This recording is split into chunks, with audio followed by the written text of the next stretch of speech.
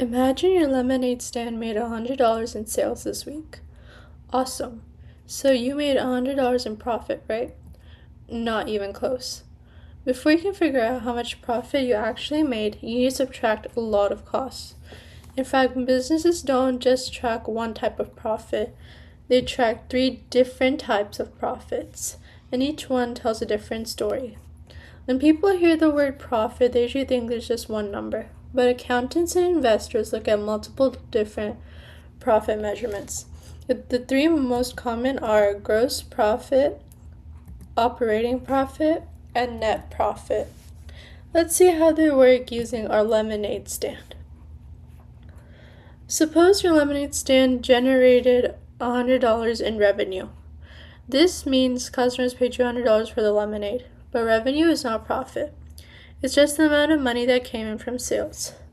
Now let's start subtracting costs, starting with gross profit.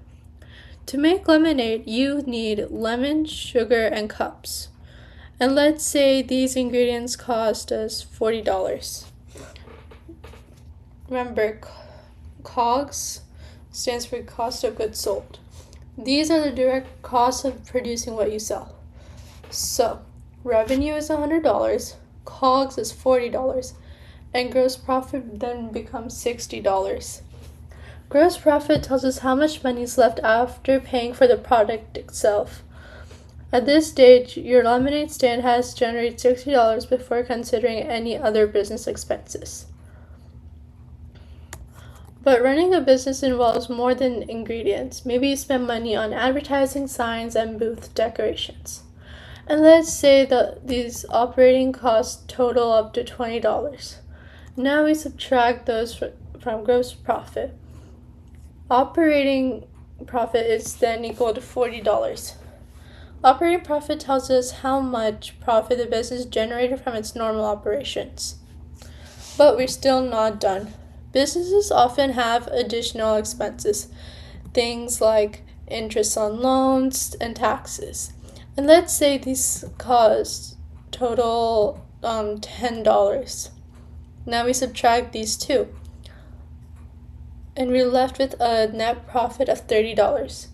This is the final profit that belongs to the businesses after all expenses have been paid. Let's look at the entire journey.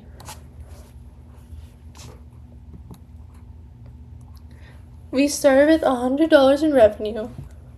We subtracted our cost of goods sold, and we got our gross profit to be $60.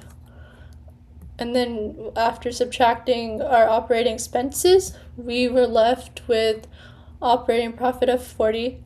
And then we subtracted taxes and interest, and we got a net profit of $30. The businesses may have generated $100 of sales, but only $30 of that became the final profit. Imagine 2 lemonade stands. Both generate $100 in revenue, but one spends $40 making lemonade, while the other spends $80. Even though their revenue is identical, their gross profit is not. Now imagine one stand spends much more on advertising than the other. Their operating profit will be different too. And that's why businesses don't just look at revenue. And they don't just look at one profit number. Each profit measurement tells a different part of the story.